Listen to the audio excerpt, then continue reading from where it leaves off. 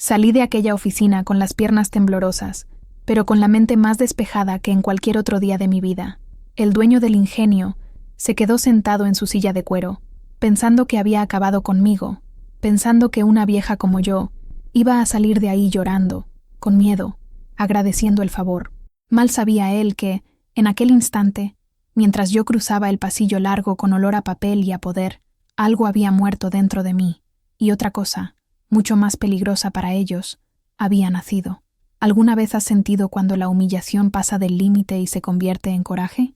Mi nombre es Guadalupe Morales, pero todo el mundo aquí en el interior de Veracruz siempre me ha llamado Lupita. En aquel tiempo, yo ya tenía más de 60 años a mis espaldas, y casi 40 dedicados a ese ingenio, entrando antes de que saliera el sol y saliendo con el cielo ya oscuro, sin haber sido nunca llamada por mi nombre, solo como «Oye, mujer» o «cocinera». Me crié en medio del cañaveral, hija de un hombre pobre que murió trabajando, y aprendí temprano que quien nace sin nada aprende a tragarse muchas cosas en silencio para sobrevivir. Y fue así, tragando saliva, que llegué hasta aquel día en que me llamaron a la oficina, sin imaginar que aquella plática iba a poner mi vida al revés y cambiar el rumbo de mi historia para siempre. El silencio puede ser más pesado que un grito. Se instala en los huesos, hiela la espina y nos hace sentir pequeños, invisibles. Conocí ese silencio durante más de 70 años. Tenía el olor a caña quemada al amanecer y el sabor amargo del café recalentado al final del día. Pero hay historias que se niegan a permanecer en silencio para siempre, que necesitan ser contadas para que otras voces no se callen. La mía es una de ellas. Y antes de contarte cómo llegué al día que lo cambió todo, el día en que el silencio se rompió, te pido un instante. Si tú, como yo, crees en el poder de las historias que necesitan ser escuchadas, que transforman y dan valor, considera suscribirte a este canal. A veces, un simple gesto es el comienzo de un gran cambio. Ahora, déjame llevarte a aquella tarde, la tarde en que el dueño del ingenio me llamó a su oficina. El aire acondicionado de la oficina de don Ricardo Villalobos era una afrenta. Afuera, el sol de Veracruz castigaba la tierra agrietada, haciendo que el aire temblara sobre los cañaverales como un fantasma febril. Dentro de aquella oficina, sin embargo, el frío era tan intenso que parecía querer congelar el sudor que corría por mi nuca. Yo estaba de pie, con las manos entrelazadas frente a mi delantal raído, el mismo que usaba desde hacía casi 10 años. Mis zapatos gastados parecían demasiado sucios para la alfombra persa que cubría el suelo de madera pulida. Don Ricardo estaba sentado detrás de un escritorio macizo, oscuro como la noche. No me miraba. Sus dedos, adornados por un pesado anillo de oro con el escudo de la familia, tamborileaban suavemente sobre un documento. El sonido era el único ruido en la sala, un eco hueco que medía el tiempo de mi humillación. Tenía 74 años, 50 de ellos dedicados a la cocina de aquel ingenio, y nunca antes había sido llamada a aquel santuario de poder. «Guadalupe», dijo finalmente, sin levantar la vista. Su voz era suave, casi paternal, pero cargaba un peso que yo conocía bien. Era la misma voz que daba órdenes, que decidía destinos, que podía hacer que un hombre perdiera su trabajo con un simple chasquido de dedos. «Siéntese». No había silla para mí. Miré a mi alrededor, confundida. Había 2 sillones de cuero frente al escritorio, pero parecían tronos, demasiado grandes para mi insignificancia. Notó mi desconcierto, y con un suspiro teatral de impaciencia, señaló uno de ellos con la barbilla. Me senté en el borde, con la columna recta y las manos en el regazo. Me sentía como un pajarillo asustado ante una serpiente. «¿Sabe por qué la he llamado aquí, verdad?», preguntó, finalmente mirándome. Sus ojos eran pequeños y oscuros, perdidos en un rostro ancho y sonrosado. Negué con la cabeza. Tenía la boca seca. «No, señor, no lo sé». Él sonrió, una sonrisa que no llegó a sus ojos. «Claro que sabe, Guadalupe. Todos ustedes saben. Cuchichean en los rincones, en las cocinas, en los campos. ¿Creen que no oigo? Oigo todo en este lugar». Se inclinó hacia adelante, apoyando los codos en la mesa. El olor de su puro cubano, aunque apagado, impregnaba el aire. Su nieto, Javier, el estudiante de Derecho. Mi corazón dio un salto doloroso. Javier, mi niño de oro, el primero de la familia en llegar a la universidad en la capital, el orgullo de mi vida. «¿Qué pasa con mi nieto, señor?». Mi voz salió como un hilo. «Anda haciendo preguntas», dijo don Ricardo, la voz ahora dura como una piedra. Preguntas sobre contratos antiguos, sobre tierras, sobre la jubilación de hombres que trabajaron aquí toda la vida y se fueron con menos de lo que entraron. Tomó el documento sobre la mesa y lo giró en mi dirección. Era una lista de nombres. Vi el nombre de mi difunto esposo, Mateo, cerca del principio. Está removiendo un avispero, Guadalupe, y usted va a ordenarle que se detenga. No podía respirar. El frío de la sala parecía habérseme metido en los pulmones. Javier solo intentaba entender, intentaba ayudar. Me había dicho que muchas cosas en el ingenio no parecían correctas, que las leyes habían cambiado. Es solo un muchacho, señor. No entiende de estas cosas. Empecé, pero don Ricardo me interrumpió. Exactamente. Y por eso usted, la abuela sabia y leal, le va a meter juicio en esa cabeza. Le va a explicar cómo funcionan las cosas. Le va a recordar que esta familia, mi familia, ha cuidado de la suya por generaciones. Se reclinó en la silla, el cuero crujiendo bajo su peso. Su madre trabajó para la mía. Usted trabaja para mí. Les dimos un techo, comida en la mesa. Su esposo, Mateo, era un buen hombre, pero descuidado. Tenía deudas en el almacén. Deudas que yo, por bondad, perdoné cuando él se fue. La mención de mi Mateo, de aquella mentira descarada, fue como un puñetazo en el estómago. Las deudas del almacén eran una trampa, una cadena invisible que ataba a todos los trabajadores al ingenio. Precios inflados, intereses absurdos. Nadie salía de los números rojos. Mi esposo murió de agotamiento, intentando pagar una cuenta que nunca terminaba. Usted le debe todo a este lugar, Guadalupe, continuó don Ricardo, su tono ahora untuoso, como el de un cura dando un sermón. Su lealtad debe ser para nosotros, no para un puñado de papeles viejos e ideas tontas de un chico de la ciudad. Si Javier continúa, no va a encontrar nada más que problemas, para él y para su familia. ¿Entiende lo que estoy diciendo? La amenaza flotaba en el aire, fría y clara. El empleo de mi hija Sofía, que trabajaba en el empaque, la pequeña casa que ocupábamos, propiedad del ingenio, todo. Solo asentí, incapaz de formular una palabra. Me ardían los ojos. Excelente. Sabía que usted era una mujer sensata. Sonrió, satisfecho. Ahora puede volver a su cocina. El almuerzo no se hace solo. Me levanté, con las piernas temblando. Caminé hacia la puerta, sintiendo sus ojos en mi espalda. Cuando mi mano tocó el pomo del latón helado, su voz me alcanzó una última vez. Ah, y Guadalupe, recuerde, una vida de favores se paga con una vida de silencio. Salí de aquella sala y volví al calor sofocante del exterior. El mundo parecía diferente.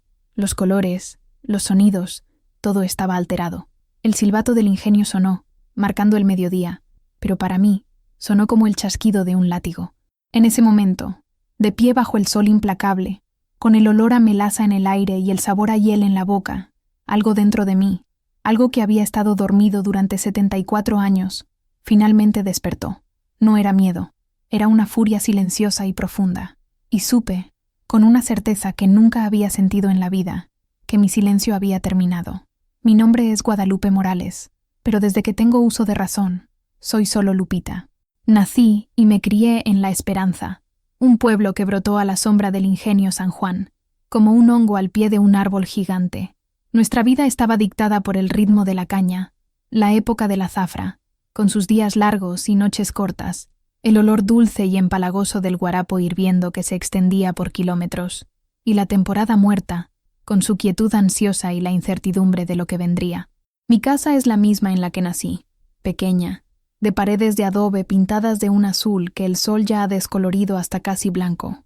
Tiene un pequeño jardín al frente, donde cultivo flores y hierbas para condimentos y tés, una terquedad de color y vida en medio del polvo rojo que levanta el paso de los camiones de caña. Fue aquí donde vi a mi padre salir antes del amanecer, con el machete en la mano y la resignación en los hombros, y volver después del atardecer, el cuerpo cubierto de hollín y agotamiento. Fue aquí donde mi madre me enseñó a cocinar, a hacer rendir lo poco que teníamos, a transformar frijoles y arroz en un banquete de amor.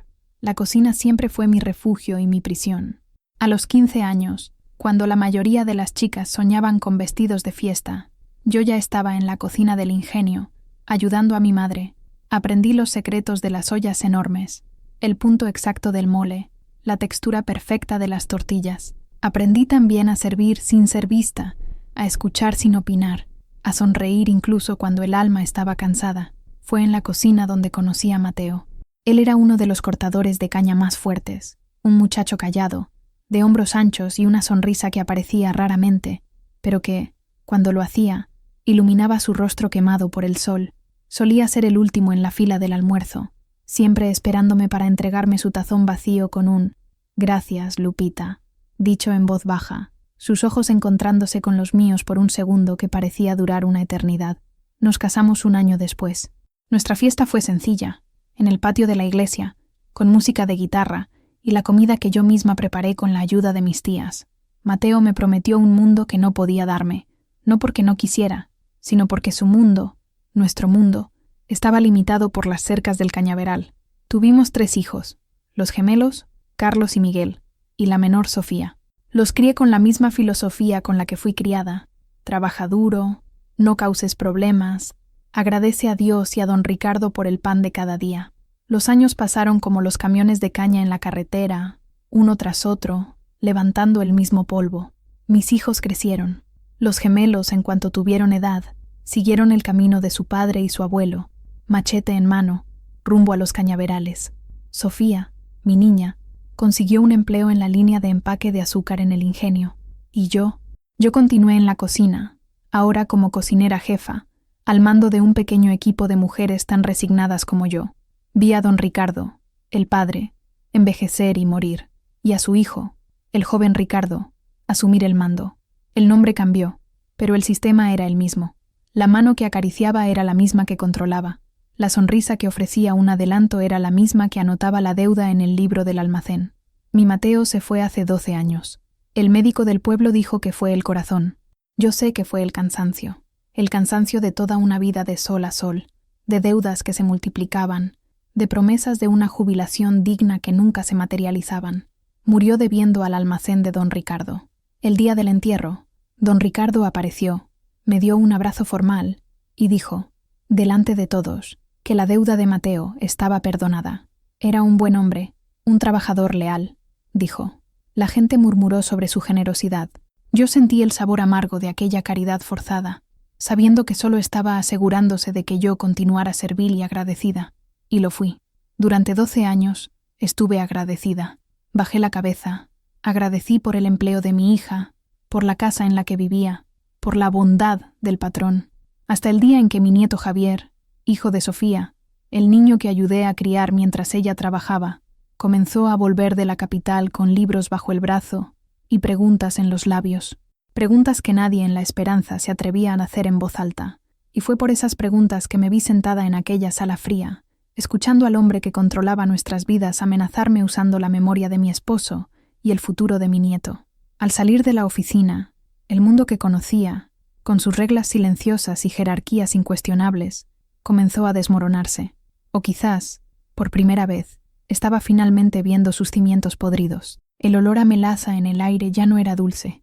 Era el olor de vidas enteras siendo molidas junto con la caña. Regresé a la cocina del ingenio como un autómata. Las otras mujeres, Elena y Carmen, me miraron con curiosidad. La visita de una cocinera a la oficina del patrón era un evento tan raro como la lluvia en la estación seca. ¿Está todo bien, Lupita?, preguntó Elena, una joven madre de 2 hijos pequeños, cuyo esposo trabajaba en la reparación de las máquinas. Sus ojos grandes y preocupados me analizaban. Forcé una sonrisa que no llegó a mis ojos. Sí, todo bien. Solo unas preguntas sobre las compras de la semana. Era una mentira débil, y sabía que no me había creído. Pero el miedo es un maestro riguroso, y nos enseña a no hacer demasiadas preguntas. Desvió la mirada y volvió a picar cebollas, el sonido del cuchillo contra la tabla de madera llenando el tenso silencio. El resto de la tarde pasó en un borrón. Removí ollas, probé salsas, serví platos, pero mi mente estaba lejos, atrapada en aquella sala fría, repasando cada palabra de don Ricardo. Una vida de favores se paga con una vida de silencio. La frase resonaba en mi cabeza, un látigo invisible. Favores. ¿Qué favores? ¿El derecho a trabajar de sol a sol por un salario que apenas alcanzaba para comer? ¿El favor de vivir en una casa que podía sernos arrebatada en cualquier momento? ¿El favor de enterrar a mi esposo con una deuda perdonada que nunca debería haber tenido? Cuando sonó el silbato final, anunciando el fin del turno, Sentí un alivio inmenso.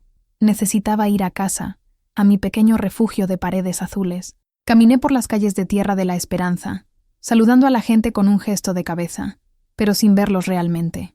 El sol poniente pintaba el cielo de naranja y púrpura detrás de la chimenea del ingenio, una belleza que hoy me parecía melancólica. Al llegar a casa, encontré a Sofía en la cocina, preparando el café. Me miró con el ceño fruncido. Mi hija me conocía mejor que nadie. «Mamá, ¿qué pasó? El gerente de don Ricardo anduvo preguntando por usted hoy». Me preocupé. Me senté a la pequeña mesa de madera, el cansancio del día pesando sobre mis hombros como un saco de azúcar. Por un momento, pensé en obedecer. Pensé en llamar a Javier, en usar mi amor y mi autoridad de abuela para pedirle que parara, que dejara a los fantasmas del pasado en paz. Sería el camino más fácil, el más seguro. Mantendría a Sofía en su empleo, conservaríamos nuestra casa, viviríamos como siempre hemos vivido, con la cabeza gacha. Pero entonces, la imagen del rostro de Mateo apareció en mi mente, su rostro cansado al final del día, el hollín de la caña marcando las líneas de expresión. Recordé las noches en que apenas podía levantar los brazos para abrazarme, su tos seca, la forma en que miraba el libro de cuentas del almacén con una desesperación silenciosa. Él no era un hombre descuidado, era un hombre aprisionado. Miré a Sofía, mi hija, que ahora vivía bajo el mismo yugo, con el mismo miedo en los ojos. Y pensé en Javier, mi nieto, que con su juventud y educación estaba intentando romper las cadenas que nos habían atado por generaciones. ¿Cómo podía pedirle que se callara? ¿Cómo podía sacrificar la oportunidad de un futuro diferente para él, para los hijos de Elena, para todos en la esperanza, a cambio de mi propia y frágil seguridad? «¿Mamá?», insistió Sofía, su mano tocando mi brazo. Respiré hondo, el aire pareciendo pesado en mis pulmones.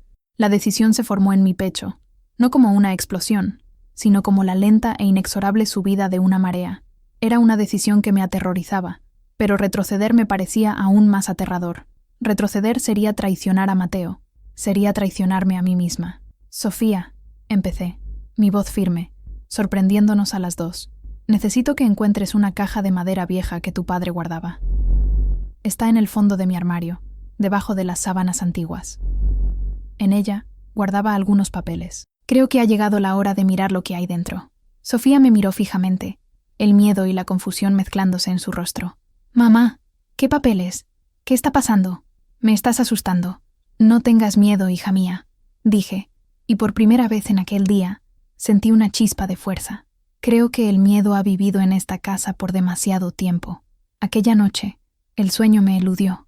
El zumbido de los grillos afuera parecía más fuerte, cada crujido de la madera de la casa un sobresalto. Sofía, reacia y llena de recelo, había encontrado la caja. Era pequeña, de jacarandá, con los bordes gastados por el tiempo. Mateo la mantenía cerrada con una llave minúscula que guardaba en un bolsillo secreto de su pantalón de trabajo. Después de que él se fue, guardé la llave en una lata de costura, sin haber tenido nunca el valor de usarla. Era un pedazo de él que no quería perturbar. Ahora, la caja estaba sobre mi cama, y la pequeña llave de latón parecía pesar 1 tonelada en mi mano. Con los dedos temblorosos, la inserté en la cerradura oxidada. Giró con un clic seco, un sonido que pareció resonar por la casa silenciosa. Respiré hondo y levanté la tapa. El olor a papel viejo y guardado subió, un aroma de tiempo y secretos. Dentro, cuidadosamente arreglados, no había mucho. Algunos retratos en blanco y negro. Él y yo, el día de nuestra boda. Los gemelos recién nacidos. Sofía con su vestido de primera comunión. Debajo de las fotos, había un pequeño cuaderno de tapa negra, gastado en los bordes, y un sobre amarillento, sellado con cera. Tomé el cuaderno primero. La caligrafía de Mateo, un poco irregular pero clara, llenaba las páginas. No era un diario. Era un libro de contabilidad, pero no las cuentas del almacén, eran sus propias cuentas.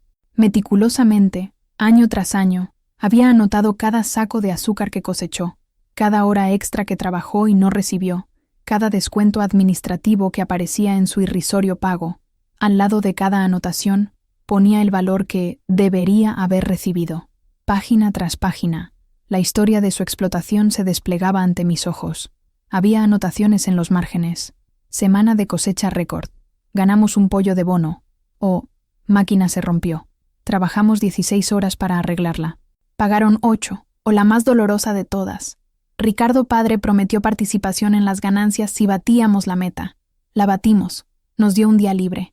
Las lágrimas que contuve en la oficina de don Ricardo ahora corrían libremente por mi rostro, manchando las frágiles páginas. Aquello no era solo un cuaderno, era el testamento de un hombre bueno y trabajador, un registro silencioso de la injusticia que lo consumió. Don Ricardo lo llamó descuidado, pero Mateo era lo opuesto, era cuidadoso, tan cuidadoso que documentó cada centavo que le fue robado. Finalmente, mis manos encontraron el sobre. Era más pesado de lo que parecía. Con cuidado, rompí el sello de cera. Dentro había un documento doblado, un papel grueso y oficial, fechado en 1955. Las letras eran formales, casi dibujadas. Era una copia de un acuerdo, firmado entre el abuelo de don Ricardo y un grupo de 12 familias fundadoras de la Esperanza, incluida la de mi padre. Mis ojos recorrieron el texto, mi corazón latiendo descompasado. El acuerdo cedía las tierras donde se construyeron nuestras casas a cambio de trabajo en el ingenio, pero había una cláusula, escrita en letra pequeña, que tuve que leer 3 veces para entender. La cláusula decía que, después de 50 años de servicio continuo de un miembro de la familia en el ingenio, la propiedad de la tierra de esa casa pasaría legalmente a la familia. 50 años. Mi padre trabajó por 40. Yo ya llevaba 59. Me faltó el aire. Sentí un mareo, como si el suelo hubiera desaparecido. La casa en la que vivía, que don Ricardo usaba como una correa en mi cuello, era mía, por derecho, era nuestra, y no solo la mía, sino la de muchas otras familias del pueblo. Era un secreto que la familia Villalobos guardaba bajo 7 llaves por décadas, tratándonos como inquilinos en nuestra propia tierra. La amenaza de don Ricardo: les dimos un techo a ustedes. Ahora sonaba no solo cruel, sino grotescamente irónica.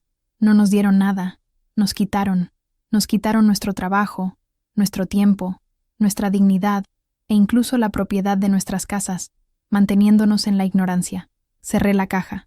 La furia silenciosa que sentí antes ahora tenía un nombre: justicia. Ya no era solo sobre la memoria de Mateo o el futuro de Javier, era sobre mi historia, la historia de mi padre, la historia de todos nuestros vecinos. Me levanté y caminé hacia el viejo teléfono en la sala. El sol comenzaba a clarear el cielo en el este, pintando el mundo en tonos de gris y rosa. Marqué el número de mi nieto en la capital. Sabía que esa llamada, al igual que la reunión en la oficina, lo cambiaría todo. Pero esta vez ya no tenía miedo. Tenía la verdad en la mano, y la verdad estaba empezando a aprender. Era más pesada y más poderosa que cualquier anillo de oro de familia. Javier contestó al tercer timbrazo, con la voz somnolienta y confundida. «¿Abuela? ¿Pasó algo? Son las 5 de la mañana». «Ha pasado todo, hijo mío», dije, la urgencia en mi voz despertándolo por completo. «Necesito que vengas a la Esperanza. Hoy. Trae tus libros. Trae tus ojos inteligentes. Tengo algo que mostrarte». No di detalles, no por teléfono. Había aprendido a lo largo de los años que las paredes de la Esperanza tenían oídos, y las líneas telefónicas, memorias. Solo repetí que era importante, que era sobre las preguntas que andaba haciendo. Prometió tomar el primer autobús. Colgué el teléfono y me sentí como una general a punto de entrar en su primera batalla. La cocina, mi antiguo refugio, ahora parecía un cuartel general. Preparé el café, el olor fuerte y familiar calmando mis nervios. Mientras el agua hervía, tomé el cuaderno de Mateo y el documento de la tierra y los escondí en un lugar seguro, dentro de un saco de harina en el fondo de la despensa. Parecía el lugar más improbable y, por lo tanto, el más seguro. Cuando Sofía despertó, me encontró sentada a la mesa, mirando a la nada, una taza de café intacta en mis manos. «Mamá, no ha dormido», afirmó. No preguntó. También tenía ojeras bajo los ojos. Estuve pensando en esa caja toda la noche. ¿Qué había en ella? Le conté. Sobre el cuaderno de Mateo, sobre el acuerdo de la tierra. Le mostré dónde había escondido los papeles. Su rostro pasó de la preocupación a la incredulidad y luego a un miedo profundo. «Mamá, esto es peligroso», susurró, mirando a los lados como si don Ricardo pudiera escucharla a través de las paredes. «Si se entera de que usted sabe esto, nos echa de aquí. Pierdo mi trabajo. Los muchachos, ¿qué será de nosotros?» Tomé sus manos, que estaban frías a pesar del calor que ya comenzaba a instalarse en la casa. «Hija mía, él ya nos quita todo, todos los días. solo que lo hace tan despacio que ni nos damos cuenta. Nos quita la dignidad, el derecho a lo que es nuestro. Vivimos con miedo de lo que él puede hacer, sin darnos cuenta de lo que ya están haciendo. Mis palabras parecían venir de un lugar dentro de mí que no conocía. Yo, que siempre le enseñé a Sofía a ser cautelosa, a no levantar olas, ahora estaba predicando la rebelión. Javier viene en camino, continué. Él sabrá qué hacer. Él entiende de leyes. No estamos solas en esto. Sofía no parecía convencida. El miedo estaba profundamente arraigado en ella, como en todos nosotros. Era una herencia pasada de generación en generación. Pero vi una chispa de algo más en sus ojos. Una duda. La semilla de mi valor estaba, quizás, comenzando a brotar en ella también. Pasé el resto de la mañana en una ansiedad febril. Fui a trabajar al ingenio, y cada sonrisa forzada, cada «buenos días, señor», intercambiado con los gerentes, parecía una actuación. Miraba los rostros de mis colegas, de las mujeres en la cocina, de los hombres que volvían sucios del campo, y los veía a todos de manera diferente. No éramos solo trabajadores, éramos acreedores, éramos propietarios, éramos una comunidad de personas engañadas.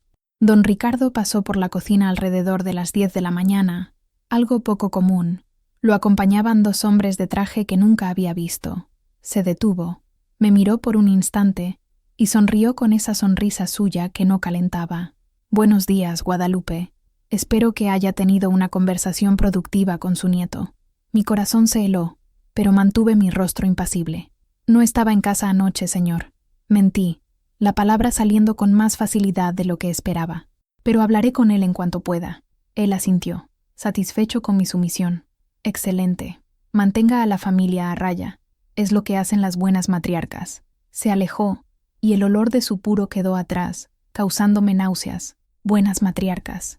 No tenía ni idea de lo que una matriarca era capaz de hacer para proteger a su familia. Él creía que proteger significaba guardar silencio. Yo estaba empezando a entender que, a veces, proteger significa hacer el ruido más fuerte que se pueda. Javier llegó a primera hora de la tarde, el autobús levantando una nube de polvo rojo en la parada de la plaza principal. Bajó, alto y delgado, con las gafas un poco torcidas en la nariz y una mochila pesada en la espalda. Había una preocupación en su joven rostro que me partió el corazón. Corrí a abrazarlo, sintiendo el olor a gran ciudad que se adhería a su ropa. «Abuela, ¿qué pasa? Me has dejado asustado», dijo, sujetándome por los brazos y examinándome. «Vamos a casa». «No podemos hablar aquí», dije en voz baja, mirando a mi alrededor. La plaza, como siempre, tenía ojos y oídos por todas partes. En casa, con las puertas y ventanas cerradas a pesar del calor, lo hice sentar a la mesa de la cocina. Sofía estaba allí, mordiéndose las uñas, un hábito nervioso que tenía desde niña. Saqué el saco de harina de la despensa, mis manos temblando un poco mientras desenvolvía el cuaderno y el documento. Los puse sobre la mesa, frente a él. «¿Qué es esto?», preguntó. «Es la razón por la que don Ricardo me llamó a su oficina ayer», dije. «Es la respuesta a todas tus preguntas». Javier tomó primero el cuaderno de Mateo, hojeó las páginas lentamente, sus ojos moviéndose rápidamente sobre la caligrafía del abuelo que apenas conoció. Su expresión cambió de curiosidad a concentración, y luego a una ira contenida. Pasaba los dedos por las anotaciones, como si pudiera tocar la injusticia allí registrada. Esto es un registro detallado de apropiación indebida de salarios. Durante décadas», murmuró, más para sí mismo que para nosotras. «Con esto, podríamos abrir una demanda laboral póstuma. Los valores, corregidos, serían: abuelo, esto es una fortuna. Lee el otro», le pedí, empujando el sobre amarillento en su dirección. Tomó el documento con un cuidado casi reverente, lo desdobló y comenzó a leer. El silencio en la cocina era tan denso que podía oír mi propia respiración. Vi el momento exacto en que llegó a la cláusula de los 50 años. Sus ojos se abrieron de par en par detrás de las lentes de sus gafas. Releyó el pasaje, la boca ligeramente abierta en shock. «Abuela, ¿cuánto tiempo llevas trabajando en el ingenio?», preguntó, con la voz entrecortada. 59 años, desde los 15, respondí. Javier levantó la mirada del papel, y sus ojos brillaban, no de lágrimas, sino de una furia justa. «Esta casa es tuya, por ley, por el contrato que firmó su abuelo. No tiene derecho a amenazar con echarlos de aquí. Está cometiendo fraude, coerción». Se levantó, y comenzó a caminar de un lado a otro en la pequeña cocina, agitando las manos, la energía reprimida de un joven que finalmente había encontrado una causa. Contaron con la ignorancia de la gente, contaron con que nadie guardaría un papel por tanto tiempo, con que nadie sabría leer entre líneas. Nos mantuvieron dependientes a propósito. Sofía comenzó a llorar en voz baja. Pero, ¿qué podemos hacer, Javier? Somos nosotros contra ellos. Tienen dinero, abogados, el alcalde es primo suyo. Javier se detuvo frente a ella. Tienen todo eso, mamá. Pero nosotros tenemos la verdad. Y la abuela se giró hacia mí, y por primera vez no me vio solo como su abuela que hacía los mejores frijoles del mundo. Me vio como una aliada. La abuela tiene coraje.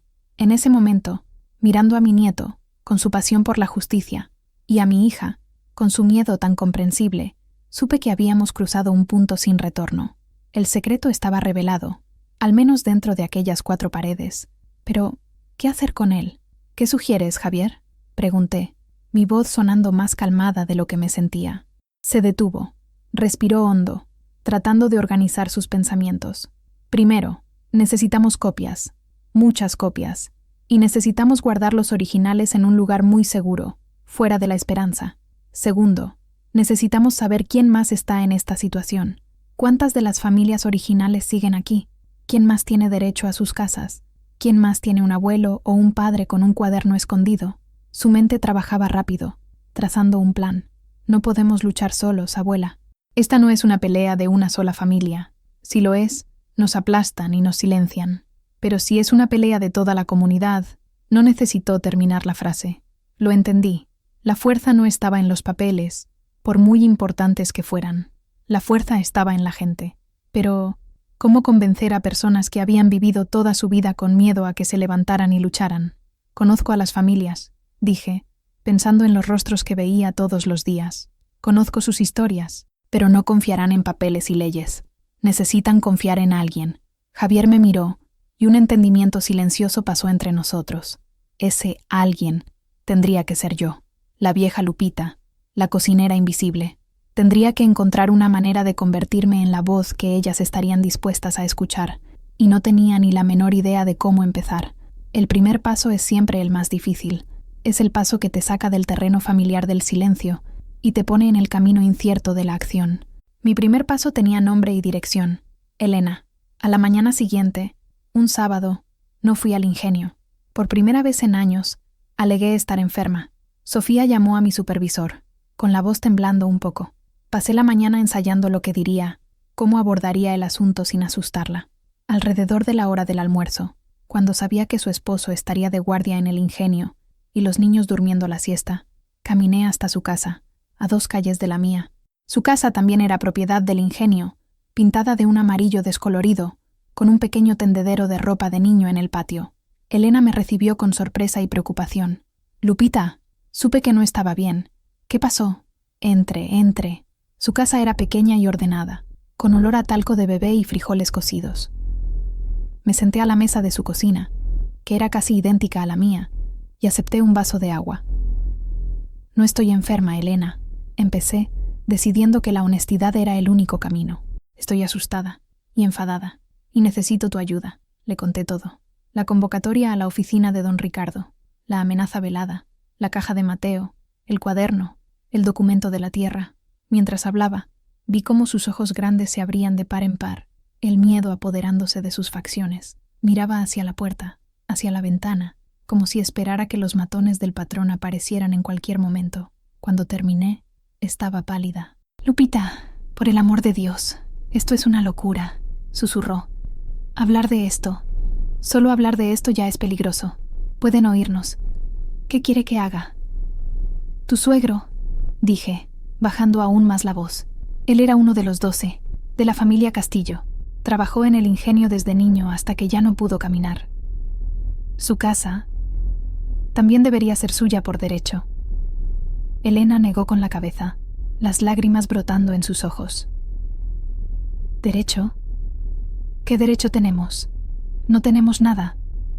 Solo el trabajo que nos dan. Si perdemos eso, ¿qué será de mis hijos? Era el mismo miedo de Sofía, el miedo que paralizaba. ¿Y si pudiéramos tener más? Insistí, inclinándome sobre la mesa. ¿Y si pudiéramos tener lo que es nuestro? La dignidad de no deberle favores a nadie, la seguridad de saber que esta casa es realmente tuya, que nadie puede echarte mañana. Piénsalo, Elena. Piensa en tus hijos creciendo sin esa sombra sobre sus cabezas. Podía ver la lucha en su rostro, el deseo de seguridad contra el miedo a la represalia. No sé, Lupita. Mi esposo, Juan, él nunca estaría de acuerdo. Dice que no hay que meterse en avisperos. Entonces no se lo cuentes todavía, dije, tomando una decisión arriesgada. Esto, por ahora, es asunto de mujeres. Somos nosotras las que administramos la casa, las que hacemos rendir la comida, las que nos preocupamos por el futuro de nuestros hijos de una manera que los hombres, a veces, no logran ver. Somos las guardianas de la memoria de la familia. Abrí mi bolso y saqué una de las copias del documento que Javier había hecho la noche anterior en una pequeña papelería del pueblo vecino. Lee esto, con calma. Muéstraselo a tu suegra. Si confías en ella, conversen, piensen. No te estoy pidiendo que vayas a gritar a la puerta del ingenio. Te estoy pidiendo que creas que merecemos más. Dejé el papel sobre la mesa y me levanté para irme. En la puerta, Elena me sujetó por el brazo. ¿Por qué usted, Lupita?, preguntó con un hilo de voz. ¿Por qué ahora? Siempre ha sido la más callada de todas. La miré a los ojos y la respuesta vino con una claridad sorprendente. Porque me cansé del sabor del miedo en mi comida, Elena, y porque mi nieto me hizo recordar que la justicia no es una palabra solo para gente rica. Regresé a casa sin saber si había plantado una semilla o simplemente había desperdiciado mi tiempo y me había puesto en mayor peligro. La duda era una compañera incómoda. Pasé el resto del día sintiendo cada mirada en la calle como una acusación, cada silencio como una sospecha. La esperanza, que siempre había sido mi hogar, de repente parecía un territorio enemigo. Esa noche, Javier extendió un mapa antiguo de la esperanza sobre la mesa. Con un lápiz, rodeó las 12 casas originales, la mía, la de Elena, la de la familia Soria, la de la familia Rojas. Tenemos que llegar a todas ellas, abuela, dijo, una por una. Con cuidado. Miré los círculos en el mapa. Parecían objetivos, y supe que, en el centro de cada uno de ellos, había una mujer como Elena, librando la misma batalla interna entre el miedo y la esperanza, y dependía de mí, de alguna manera, ayudar a que la esperanza venciera. Los días siguientes se transformaron en una campaña silenciosa, una guerrilla de cuchicheos y encuentros secretos. Usaba mis rutinas diarias como disfraz. Una visita para llevar un pan dulce a la señora Mendoza, cuya familia era una de las fundadoras. Una parada en el pequeño almacén del barrio para conversar con la señora Castillo, la suegra de Elena, mientras elegía tomates. Cada conversación comenzaba con banalidades.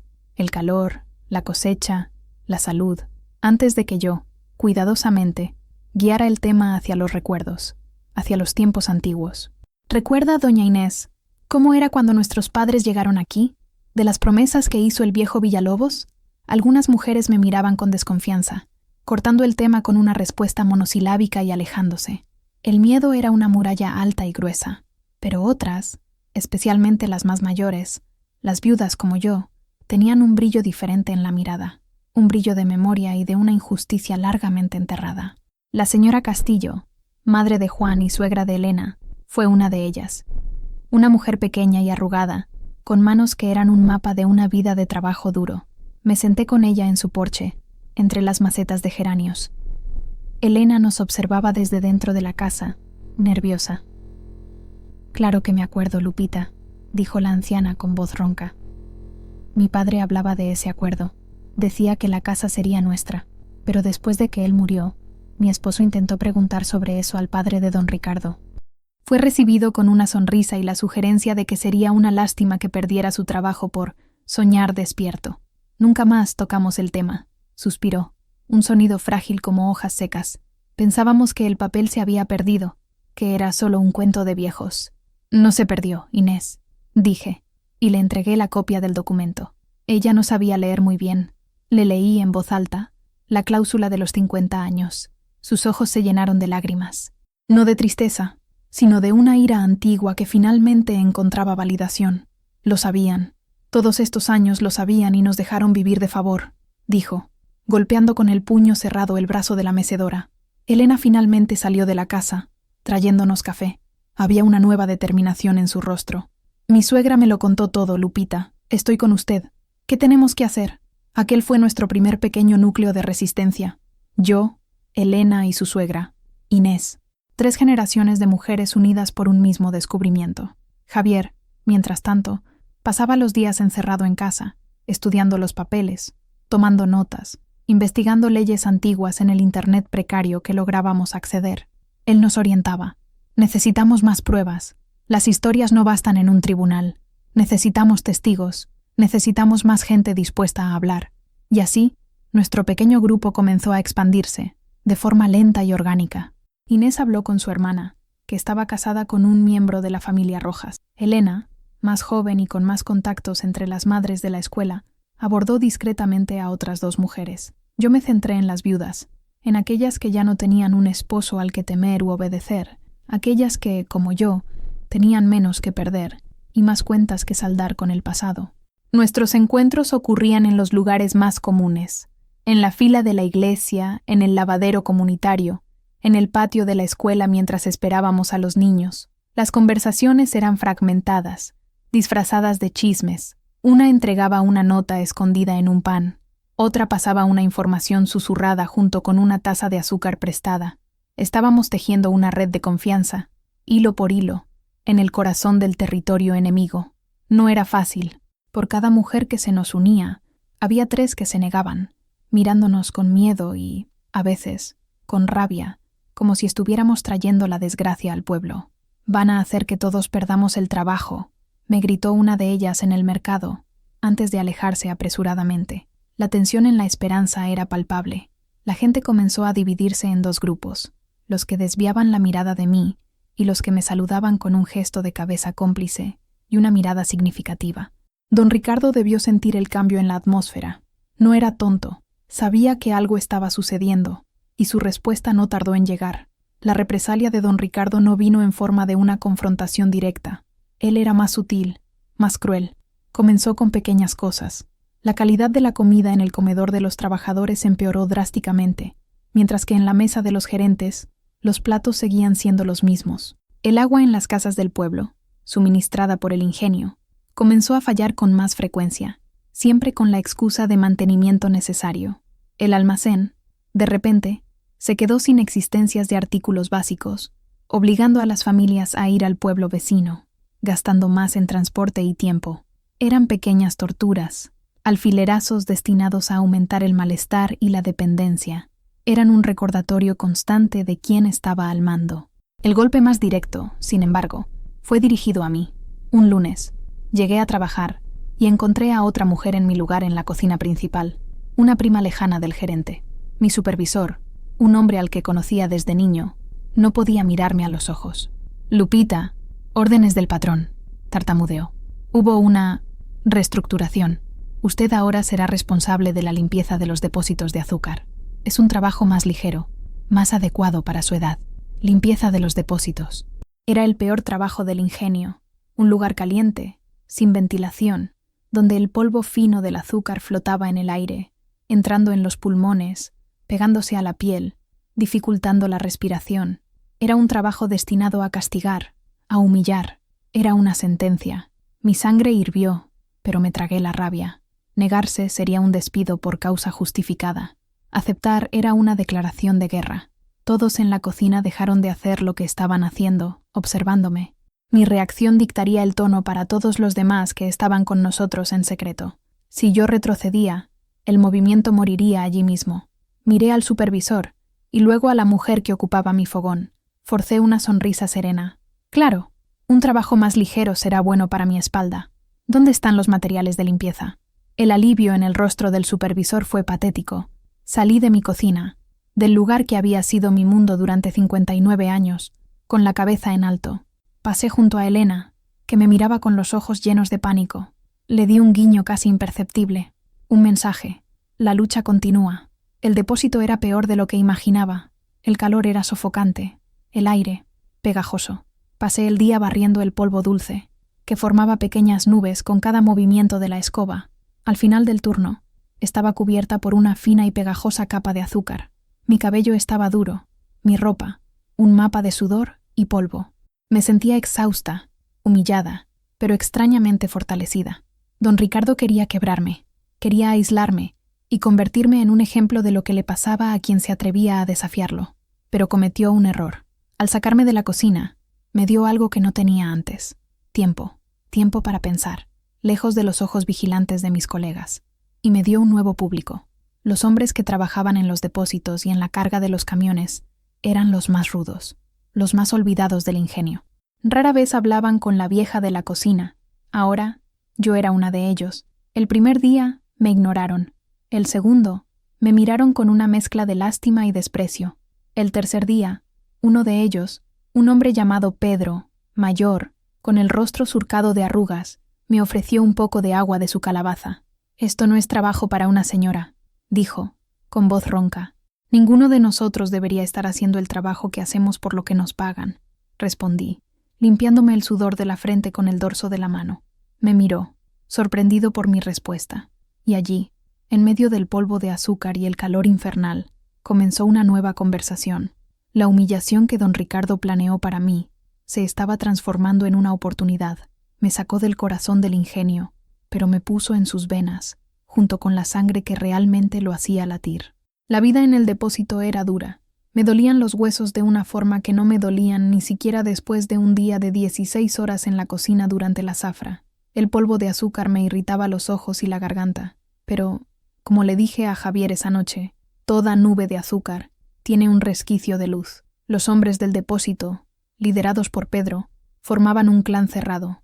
Eran los brutos, los que hacían el trabajo pesado que nadie veía, y por eso mismo eran los más explotados. Sus pagos se retrasaban con frecuencia, el equipo de seguridad era precario, y sus quejas siempre eran ignoradas. Mi presencia allí, una abuela barriendo el suelo, era una anomalía que rompió su rutina. Poco a poco, la desconfianza dio paso a la curiosidad y luego a una especie de camaradería renuente. Empecé a llevar un café extra en un termo y a ofrecérselo durante los descansos. Nos sentábamos en sacos de azúcar rotos y yo los escuchaba. Escuchaba las historias de Pedro, que perdió parte de un dedo en una máquina y nunca recibió indemnización. Escuché la historia de un joven llamado Luis, cuyo padre murió en un accidente en el patio del ingenio, un accidente que fue registrado como negligencia del empleado. Escuché decenas de quejas sobre horas extras no pagadas, sobre descuentos misteriosos, sobre la arrogancia de los supervisores. Se quejaban entre ellos, un lamento constante y sin esperanza. Pero nunca habían pensado en hacer nada al respecto. «Así son las cosas, Lupita», decía Pedro. «Siempre ha sido así. Pelear con el ingenio es como dar puñetazos a una montaña». «Tal vez», respondía yo, «pero si muchas personas golpean en el mismo lugar, la montaña puede sentir un temblor». Empecé a hablar, no de leyes ni de documentos, sino de justicia de una forma que ellos entendían. Hablé del cuaderno de mi esposo, de cómo su trabajo era devaluado. Cada hombre allí tenía una historia similar. Hablé de respeto, de dignidad. Mientras tanto, Javier hacía progresos. Había encontrado a un profesor en la facultad, un abogado de derechos humanos llamado Dr. Morales, una coincidencia que nos pareció un buen presagio, que se interesó en el caso. Aceptó darnos orientación jurídica pro bono, por el momento. La primera orientación del Dr. Morales fue clara. Necesitan un registro, un diario de todo lo que sucede, fechas, horas, nombres, testigos, cada abuso, cada irregularidad.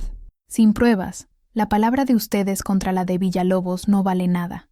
La tarea fue distribuida por nuestra red de mujeres. Elena, que trabajaba en la cocina, anotaba los cambios en el menú, la calidad de los ingredientes. Inés, con su red de amigas mayores, recolectaba historias del pasado, recuerdos de promesas rotas. Sofía, en el empaque, registraba las fallas en los equipos de seguridad y las horas que eran forzados a trabajar fuera de horario sin pago.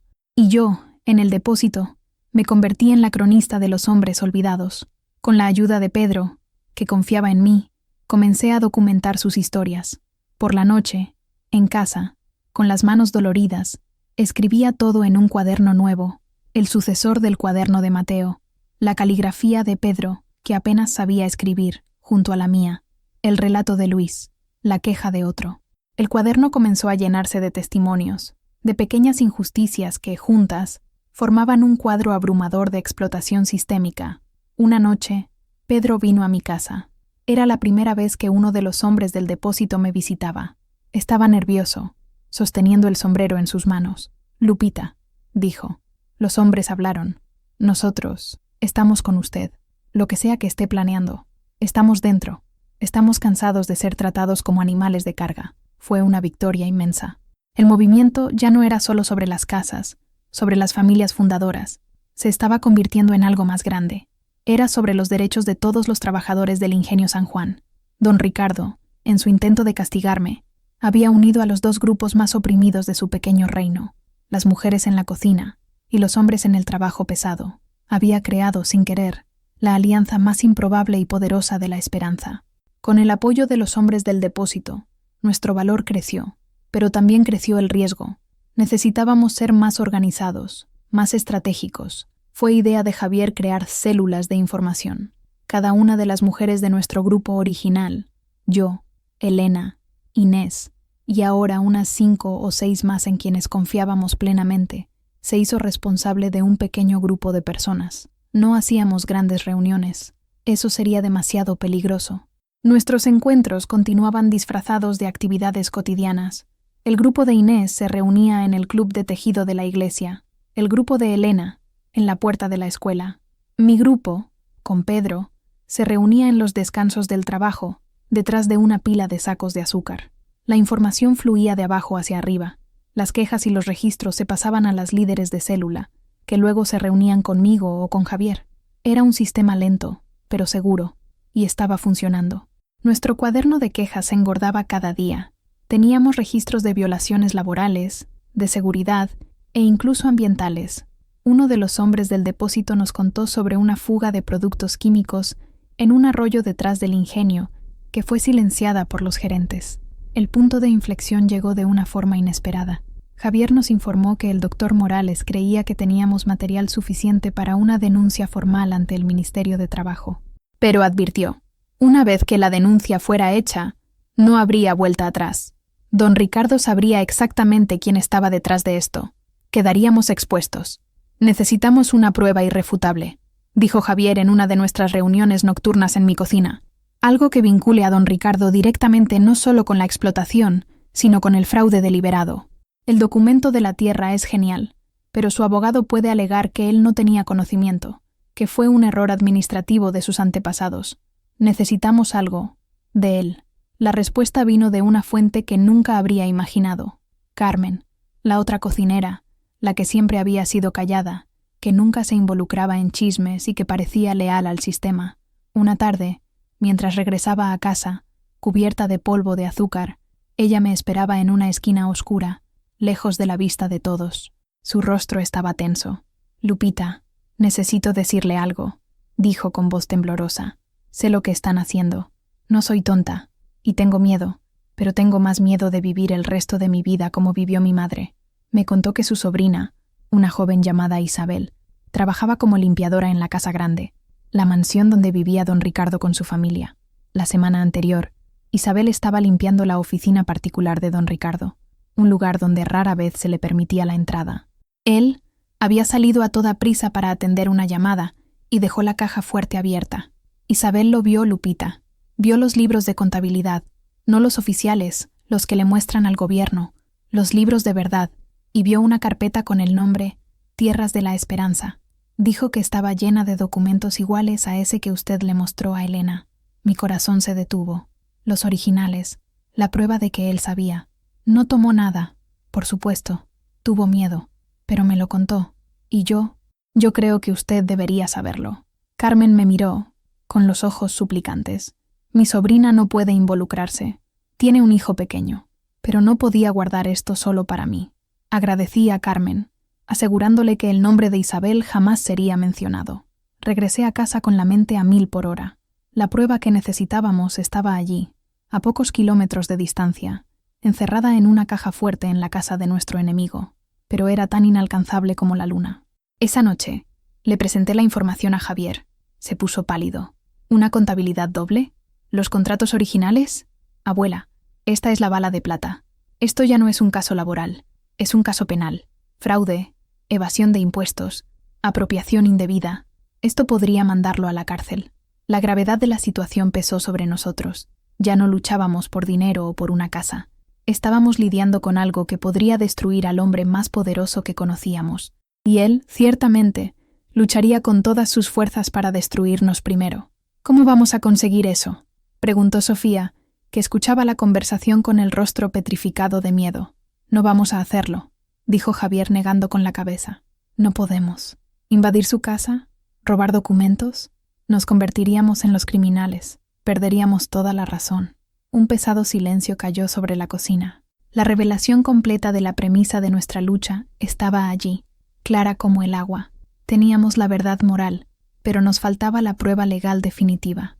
Estábamos tan cerca y al mismo tiempo tan lejos. La frustración era un sabor amargo en la boca. Parecía que habíamos llegado a un callejón sin salida. El callejón sin salida nos obligó a repensar nuestra estrategia. La fuerza bruta, la idea de obtener los documentos, estaba fuera de discusión. Necesitábamos ser más inteligentes. La respuesta, como tantas veces, vino de una conversación en la cocina. Estábamos yo, Javier, Sofía, Elena e Inés reunidos alrededor de mi mesa, la frustración flotando en el aire. Él es muy poderoso dentro de la esperanza, dijo Javier. Aquí, él controla todo, la policía, el ayuntamiento, pero fuera de aquí es solo un empresario más. ¿Qué quieres decir?, preguntó Elena. Quiero decir que necesitamos sacar la lucha de su campo de batalla y llevarla al nuestro, explicó Javier. Su arma es el miedo y el control local. Nuestra arma tiene que ser la opinión pública, la vergüenza. Fue Inés, la vieja y sabia Inés, quien dio la idea. Recuerdo que, hace muchos años, el padre de don Ricardo quiso ganar un premio al productor del año. Trajo a periodistas de la capital, hizo una gran fiesta, mostró lo moderno que era el ingenio y cómo él era un padre para sus empleados. Le importa la imagen, mucho. Una bombilla se encendió en mi cabeza. El Festival Anual de la Caña, dije, y todos se giraron hacia mí. Se celebra el próximo mes. Es el evento más grande de la región. Don Ricardo siempre lo patrocina. Invita a políticos, a empresarios de fuera, a periodistas. Sube al escenario y habla de la gran familia San Juan, de la tradición y el progreso. Javier sonrió por primera vez esa noche. Es perfecto. Es su escenario. El momento en que es más vulnerable, porque está tratando de mostrar su mejor cara al mundo. Si logramos exponer la verdad allí, frente a todos, no podrá simplemente silenciarnos. El plan era audaz, arriesgado y aterrador, pero era el único que teníamos.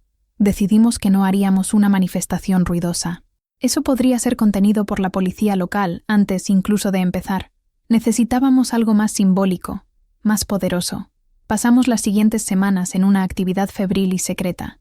Javier y el doctor Morales prepararon un dossier, un resumen de todo lo que habíamos recopilado, copias del acuerdo de tierras, extractos del cuaderno de Mateo, testimonios anónimos de los trabajadores, la historia de la fuga de químicos, las largas jornadas de trabajo no remuneradas, todo organizado, fechado y claro.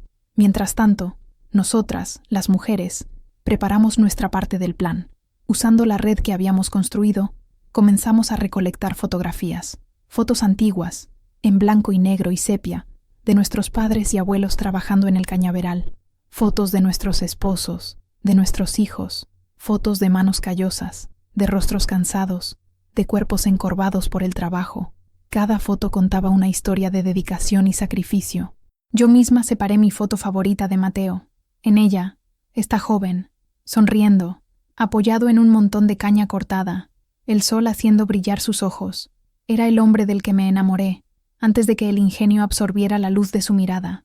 Nuestro plan tenía dos frentes. Javier, con la ayuda del doctor Morales, contactaría a algunos periodistas independientes de la capital, enviándoles el dossier por adelantado e invitándolos al festival, prometiendo una historia exclusiva. Nuestra parte, la parte de la comunidad, sería la intervención visual y silenciosa. La noche anterior al festival, en la iglesia del pueblo, el único lugar lo suficientemente grande y seguro, con la complicidad del joven padre Miguel, que simpatizaba con nuestra causa, nos reunimos. Éramos casi 50 personas, hombres y mujeres, jóvenes y viejos. En silencio, bajo la tenue luz de las velas, pegamos las fotografías en grandes carteles de cartón. Debajo de cada foto, escribimos solo el nombre de la persona y los años de servicio al ingenio.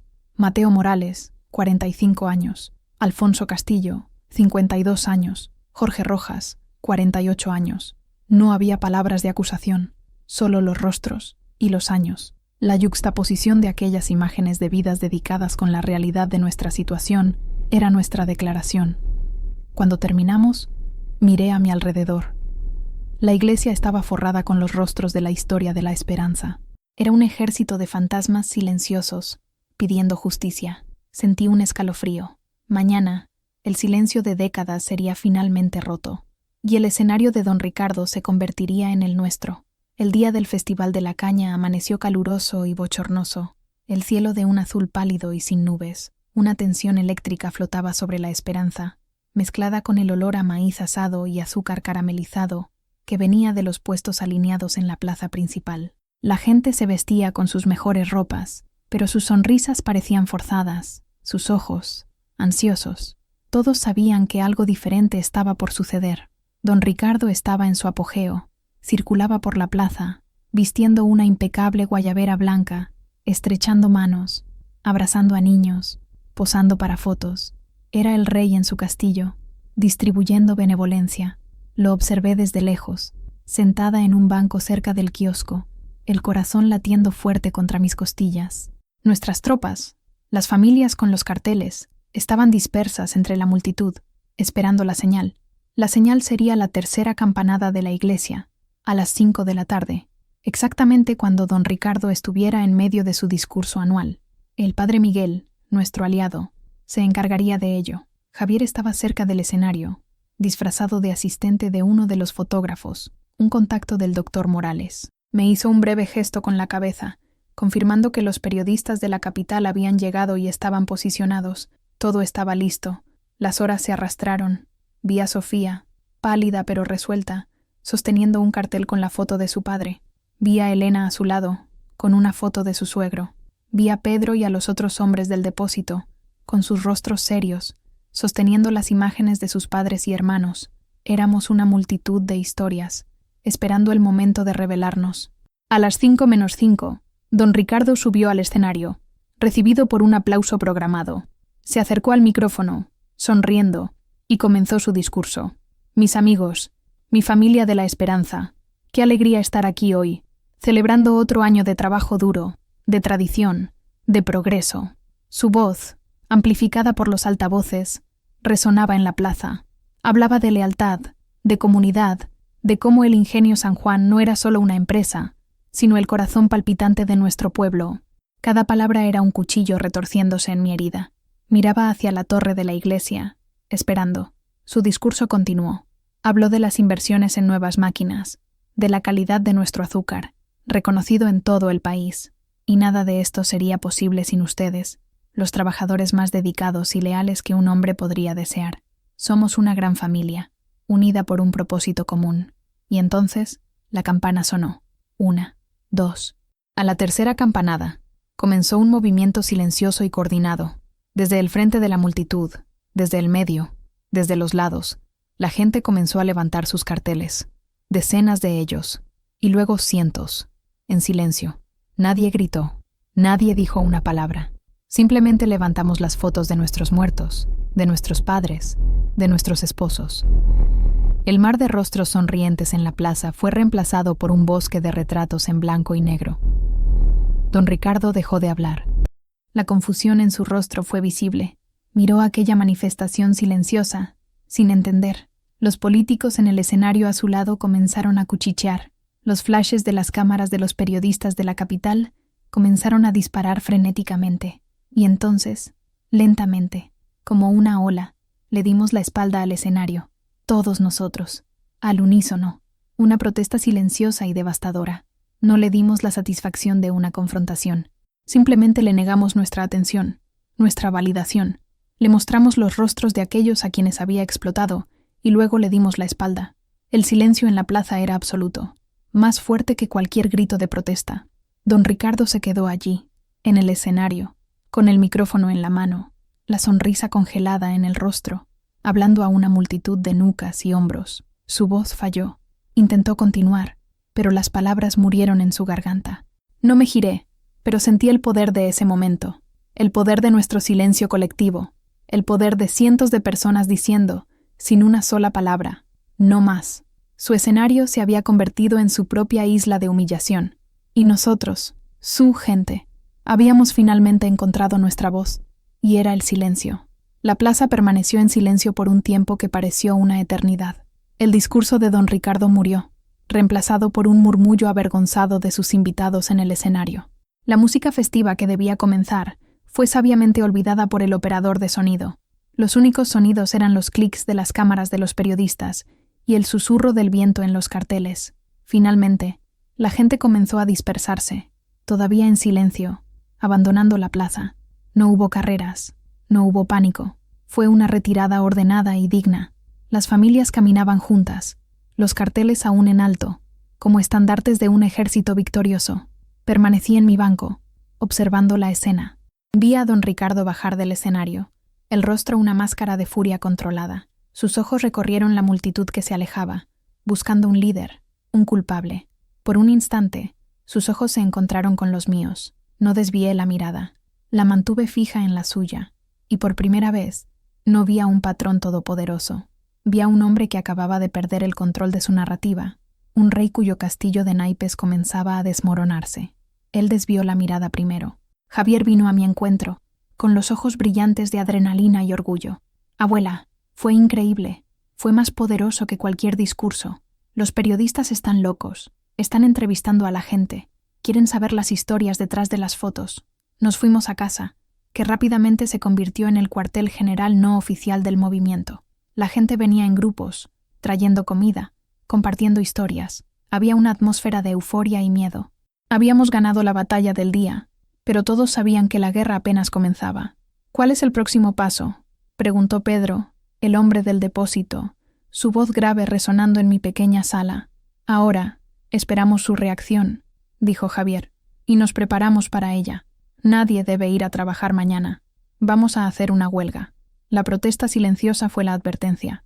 La huelga será la consecuencia. La idea de una huelga era aterradora. Significaba no recibir pago. Significaba una confrontación directa. Pero después de lo que sucedió en la plaza, la gente estaba diferente. El miedo todavía estaba allí, pero el valor era mayor. La decisión fue unánime. Nadie iría al ingenio. A la mañana siguiente, la esperanza amaneció diferente. El silbato del ingenio sonó a las 6 de la mañana, como siempre, pero nadie se movió. Las calles permanecieron quietas, las casas, silenciosas. El ingenio, el corazón palpitante del pueblo, estaba parado. La respuesta de don Ricardo llegó al mediodía. Coches con altavoces comenzaron a circular por el pueblo, anunciando que todos los trabajadores que no se presentaran a trabajar para el final del día serían despedidos por abandono de empleo. La amenaza se cernió sobre nosotros, poniendo a prueba nuestra determinación. Vi la duda en el rostro de algunos. La necesidad de llevar comida a casa era una fuerza poderosa. Reuní a un pequeño grupo en mi casa. Quiere dividirnos, les dije. Está usando nuestra necesidad en nuestra contra. Pero si uno de nosotros cede, todos perdemos. Hoy, nadie pasa hambre.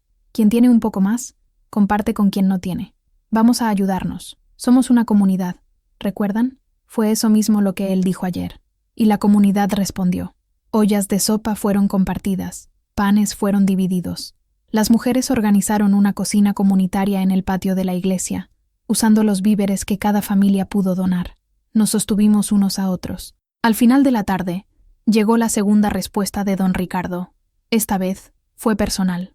Un oficial de justicia, acompañado por 2 guardias de seguridad del ingenio, llamó a mi puerta. Me entregó una notificación de desalojo. Tenía 48 horas para desocupar la casa que, por derecho, era mía. La noticia se extendió como la pólvora. Era su jugada final. Si podía sacarme a mí, la matriarca del movimiento, creía que podría quebrar el espíritu de todos. La notificación de desalojo era una hoja de papel fría e impersonal, pero parecía tener el peso de una lápida. Sofía la leyó y comenzó a llorar, un llanto de desesperación. Se acabó, mamá. Perdimos. ¿Dónde vamos a vivir? Abracé a mi hija, sintiendo cómo temblaban sus hombros. Por un momento, su desesperación amenazó con tragarme. El miedo que había mantenido a distancia durante tanto tiempo llamó a mi puerta, literal y figuradamente. Miré alrededor de mi pequeña casa. Cada objeto, cada mancha en la pared, contaba la historia de mi vida. La idea de ser arrancada de allí era un dolor físico. Pero entonces escuché un ruido afuera. Fui a la ventana y lo que vi desterró el miedo de mi corazón. Mis vecinos estaban saliendo de sus casas. Elena, Inés, Pedro, Carmen. Uno por uno, caminaban hacia mi casa. No decían nada. Simplemente venían y se paraban frente a mi portón. En pocos minutos, una multitud silenciosa se formó en mi calle. Hombres, mujeres, niños. Trajeron sillas, bancos, esteras, y simplemente se sentaron. Formaron una barrera humana, un escudo de cuerpos y solidaridad. Elena se acercó a mi puerta. «No va a ir a ninguna parte, Lupita», dijo, con voz firme. «Esta es su casa. Si él quiere sacarla, tendrá que pasar por encima de todos nosotros». Las lágrimas que brotaron de mis ojos no eran de tristeza, sino de una gratitud tan profunda que dolía. La comunidad que don Ricardo intentó dividir estaba más unida que nunca. Mi lucha personal se había convertido en la lucha de todos. Javier, que estaba en el pueblo vecino con el doctor Morales, llegó corriendo, alertado por una llamada telefónica. Vio a la multitud y sonrió, a pesar de la gravedad de la situación. «Cometió el error más grande de todos, abuela», dijo entrando en casa. La convirtió en una mártir, y les dio a los periodistas la imagen perfecta para el artículo de mañana. Barón del Azúcar intenta desalojar a abuela de 74 años que trabajó para él toda su vida. Él y el doctor Morales trabajaron toda la noche. Presentaron una orden judicial preliminar, usando la copia del acuerdo de tierras como prueba, pidiendo la suspensión inmediata de la orden de desalojo. Era una apuesta, un tiro en la oscuridad. Las 48 horas del plazo fueron las más largas de mi vida. La vigilia frente a mi casa continuó, día y noche. La gente se turnaba, las mujeres cocinaban, los niños jugaban en la calle, los hombres montaban guardia. Mi casa se convirtió en el símbolo de la resistencia de la esperanza. Por primera vez, no éramos solo trabajadores asustados, éramos ciudadanos defendiendo a uno de los nuestros. Don Ricardo no mandó a la policía. Sabía que la imagen de policías arrastrando a ancianitas fuera de sus casas sería un desastre de relaciones públicas, especialmente con los periodistas todavía circulando por la región. Esperaba que nuestro aliento se agotara, que el miedo y el hambre nos vencieran, pero subestimó nuestra resiliencia, subestimó la fuerza de una comunidad que, por primera vez, sentía el sabor de la esperanza. En la mañana del tercer día, cuando el plazo estaba a punto de expirar, un coche se detuvo al final de la calle. De él bajó el doctor Morales, sosteniendo un papel. Caminó entre la multitud, que le abrió paso. Entró en mi casa, con el rostro serio.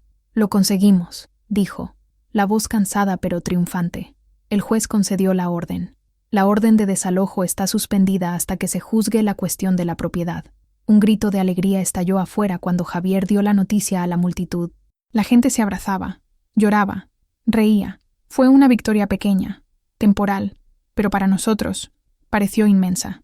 Habíamos enfrentado al gigante y no habíamos sido aplastados. Esa noche, la vigilia se transformó en una fiesta humilde, con guitarra, comida compartida y muchas historias. Mirando los rostros felices a mi alrededor, bajo la luz de las estrellas, supe que, independientemente de lo que sucediera a continuación, algo fundamental había cambiado en la esperanza.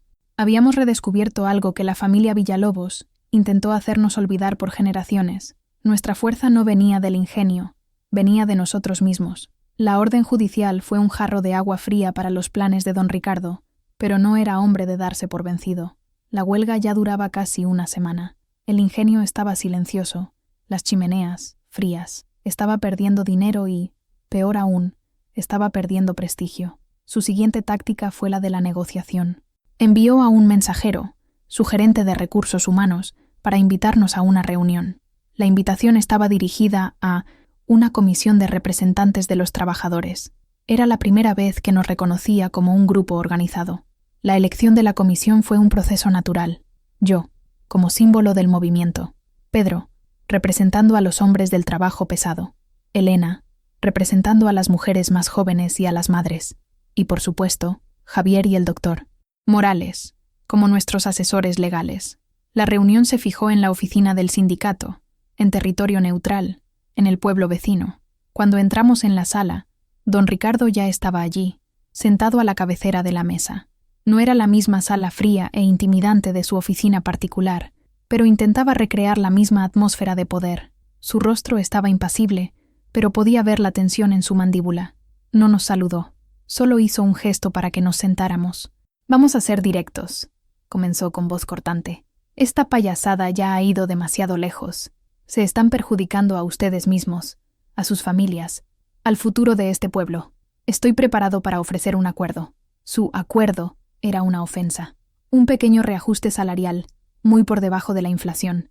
Una promesa de revisar las políticas de horas extras. Y para las familias fundadoras, ofrecía contratos de alquiler a largo plazo con valor simbólico. Era un intento de comprarnos con migajas, de mantener intacta la estructura de poder. Nos estaba ofreciendo una correa un poco más larga, pero una correa al fin y al cabo. El doctor Morales tomó la palabra. «Señor Villalobos, con todo respeto, su oferta no aborda la cuestión central. Estamos aquí para discutir derechos, no favores.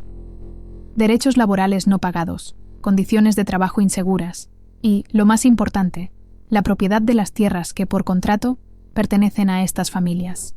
Don Ricardo se rió, un sonido seco y sin humor. «¿Qué contrato? ¿Un trozo de papel viejo y amarillento que nadie ha visto en 50 años? La ley está de mi lado. La posesión continúa. La posesión se basó en el fraude, en mantener a los verdaderos propietarios en la ignorancia de sus derechos», lo interrumpió Javier con voz firme. «Tenemos testigos, tenemos registros. Usted lo sabe». La mirada que don Ricardo le lanzó a mi nieto era puro veneno. «Usted, muchacho, está envenenando a esta gente con sus ideas de la gran ciudad. Ellos no entienden de estas cosas. La vida aquí siempre ha funcionado a base de confianza, de lealtad». Fue mi turno de hablar. Mi voz salió tranquila, pero todos en la sala se callaron para escuchar. «¿Confianza, don Ricardo? ¿Lealtad? Eso es lo que mi esposo le dio durante 45 años. Eso es lo que yo le he dado durante 59. ¿Y cómo nos pagó? Con un cuaderno de deudas falsas y una amenaza de desalojo. Usted no sabe nada de confianza. Usted solo entiende de miedo». Lo miré directamente a los ojos. «No queremos su caridad. Queremos lo que es nuestro. Queremos los salarios que no fueron pagados. Queremos las casas que son nuestras por derecho. Y queremos respeto. La huelga solo termina cuando tengamos un acuerdo justo, por escrito y firmado. Y sobre las casas, no vamos a negociar. Nos veremos en los tribunales». La máscara de control de don Ricardo finalmente cayó. Su rostro se puso rojo de ira. Se levantó, golpeando las manos sobre la mesa, haciendo temblar los vasos de agua. «Están locos, ingratos. Van a destruir el ingenio. Van a destruirse a sí mismos», gritó. «No», dijo Pedro, hablando por primera vez, su voz profunda y tranquila. «Nosotros somos el ingenio. Sin nosotros, usted solo tiene un montón de chatarra y un campo de caña que se pudre en pie. Usted nos necesita más de lo que nosotros lo necesitamos a usted». Esa declaración, viniendo de un hombre que don Ricardo siempre había considerado poco más que una herramienta, pareció aturdirlo más que cualquier argumento legal. Nos miró fijamente, uno por uno, y por primera vez creo que se dio cuenta de que ya no estaba tratando con siervos asustados. Estaba tratando con un pueblo que había encontrado su fuerza. Salió de la sala dando un portazo, sin decir una palabra más. La negociación había fracasado, pero no salimos derrotados. Salimos sabiendo que la única salida ahora era la lucha total. El fracaso de la negociación intensificó la guerra, una guerra de desgaste. Las semanas se arrastraban y la huelga continuaba. Nuestros ahorros, que ya eran pocos, desaparecieron. La cocina comunitaria se convirtió en el corazón de la esperanza, un lugar donde no solo compartíamos la comida, sino también la esperanza y el miedo. Don Ricardo, por su parte, intentaba de todo para quebrar nuestra resistencia. Contrató a trabajadores de otras ciudades, los llamados esquiroles, para intentar poner en marcha el ingenio, pero los hombres de Pedro y los otros trabajadores locales formaron piquetes pacíficos en las entradas, bloqueando el paso, no con violencia, sino con presencia. Se quedaban parados, en silencio, sosteniendo las fotos de sus padres. La mayoría de los esquiroles, al ver la determinación en nuestros rostros y escuchar nuestras historias, se negaban a cruzar la línea del piquete. La prensa, que al principio trató el caso como una pequeña nota a pie de página, comenzó a prestar más atención. La historia de la rebelión silenciosa de la esperanza empezó a ganar protagonismo. Fotos de nuestra vigilia, de la protesta en la plaza y de los piquetes pacíficos aparecían en los periódicos de la capital. El doctor Morales era una fuente constante para los reporteros, manteniendo viva la historia, enmarcándola como una lucha clásica de David contra Goliat. La presión sobre don Ricardo aumentaba. Sus socios comerciales comenzaron a hacer preguntas.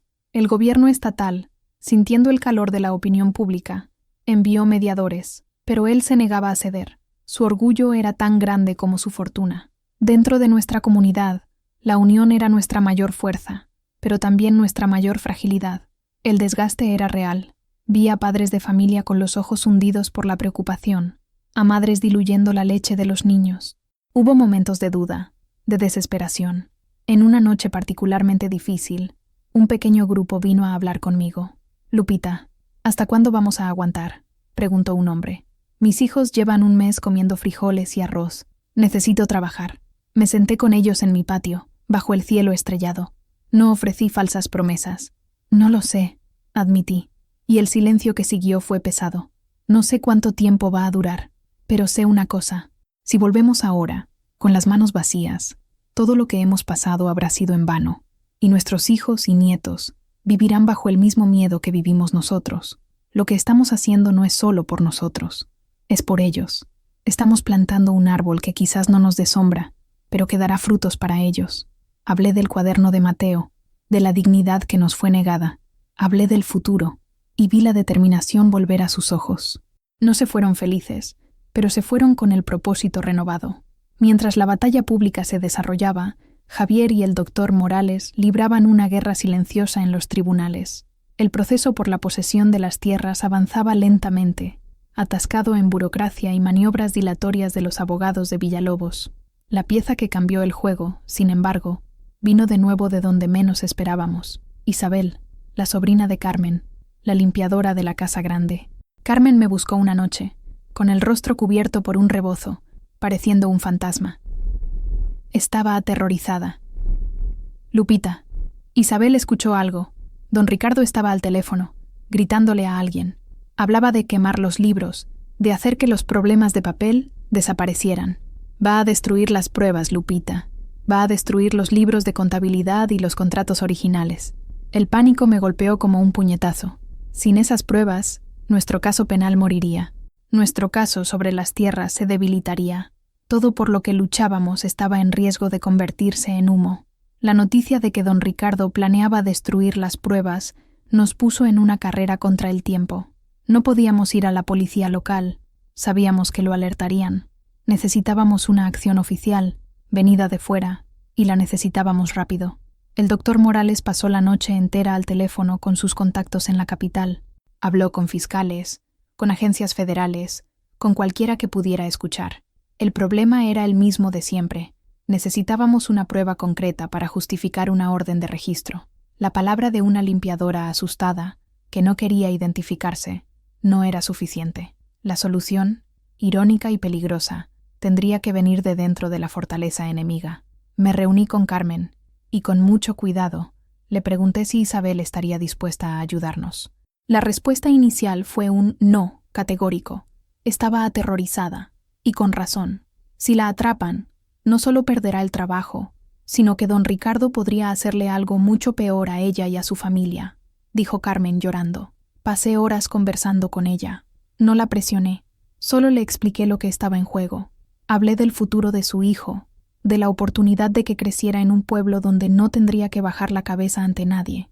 Al final, fue la propia Carmen quien tomó la decisión. «Voy a hablar con ella. Es lo correcto». Al día siguiente, Isabel, una joven menuda y de ojos asustados, vino a verme, traída por Carmen. Temblaba como una vara verde. «No puedo robar nada, señora Lupita», dijo con voz casi inaudible. «Nadie te está pidiendo que robes, hija mía», dije, sujetando sus manos frías. Javier tuvo una idea. Solo necesitamos una foto. Una única foto que pruebe la existencia de esos libros. Tienes un teléfono con cámara, ¿verdad? El plan de Javier era simple y genial. Isabel no necesitaría tocar nada. Simplemente, la próxima vez que limpiara la oficina, si la caja fuerte estaba abierta, debía tomar una foto con su teléfono. Una foto que mostrara los libros de contabilidad y la carpeta Tierras de la Esperanza. Era un riesgo inmenso. Pero Isabel, viendo el valor de su tía y de todas las demás mujeres, aceptó. Los 2 días siguientes fueron de una ansiedad torturante. Cada vez que un coche del ingenio pasaba por mi calle, mi corazón daba un vuelco, temiendo que la hubieran descubierto. Entonces, en la noche del segundo día, Carmen apareció en mi puerta, pálida, pero con una pequeña tarjeta de memoria en la mano. «Lo consiguió», susurró. Dejó la caja fuerte abierta por 5 minutos mientras atendía la puerta. Tomó la foto. Javier insertó la tarjeta de memoria en su computadora. La imagen apareció en la pantalla. La calidad no era perfecta, pero era inconfundible. Allí estaba, dentro de la caja fuerte abierta, una pila de libros de tapa dura y, claramente visible, una carpeta de archivo con la etiqueta «Tierras de la Esperanza». Era nuestra prueba, nuestra arma. Javier envió la imagen inmediatamente al doctor Morales, quien la llevó directamente a un fiscal federal con quien tenía una relación de confianza. Con la foto, sumada a nuestro dossier y a los artículos de periódico, el fiscal finalmente tuvo lo suficiente para actuar. Al amanecer del día siguiente, mientras la Esperanza aún dormía, 3 coches negros, sin identificación, entraron silenciosamente en el pueblo. No se detuvieron en la comisaría local. Fueron directamente a la mansión de don Ricardo Villalobos. Observamos desde lejos, desde nuestras ventanas. Agentes federales, vestidos con chalecos, llamaron a su puerta con una orden de registro. La fortaleza había sido invadida. La guerra había cambiado de campo. Ya no éramos nosotros quienes estábamos a la defensiva. La redada en la mansión de don Ricardo fue el evento más impactante que la Esperanza jamás presenció. La noticia se extendió más rápido que el fuego en la paja seca. La gente salía de sus casas, se reunía en las esquinas, cuchicheando, con los ojos desorbitados de incredulidad. El intocable había sido tocado. Los agentes federales pasaron todo el día en la propiedad. Vimos cómo cargaban cajas de documentos en los coches. La caja fuerte fue incautada. El propio don Ricardo fue llevado a la capital para declarar. Salió de su casa no como el rey del ingenio, sino como un hombre pálido y derrotado, escoltado por oficiales. Para nosotros, fue un momento de justificación, pero no de alegría. Verlo humillado de esa manera no me trajo placer. Me trajo un sentimiento de melancolía, tanto dolor, tanta lucha, todo por la codicia y el orgullo de un hombre. Con las pruebas en mano, el caso en su contra se volvió abrumador. Los libros de contabilidad revelaron décadas de evasión de impuestos y pagos no declarados. La carpeta Tierras de la Esperanza contenía no solo los contratos originales, sino memorandos internos de la familia Villalobos, discutiendo cómo mantener a los trabajadores en la ignorancia sobre sus derechos. Era la prueba irrefutable del fraude deliberado. Ante el escándalo, el imperio de Villalobos comenzó a desmoronarse. El gobierno intervino en el ingenio, nombrando a un administrador judicial para garantizar que las operaciones continuaran y que los salarios, a partir de ese momento, se pagaran correctamente. La huelga terminó. Volvimos al trabajo, pero el ambiente era completamente diferente. Los supervisores arrogantes ahora andaban con la cabeza gacha. Los trabajadores caminaban con una nueva postura, con un nuevo sentido de la dignidad. Yo volví a mi cocina, no por orden de nadie, sino porque era mi lugar. La mujer que me sustituyó se disculpó y se fue a trabajar al empaque. Las semanas siguientes fueron de negociaciones intensas, pero esta vez la tortilla se había volteado. Ya no éramos nosotros pidiendo favores.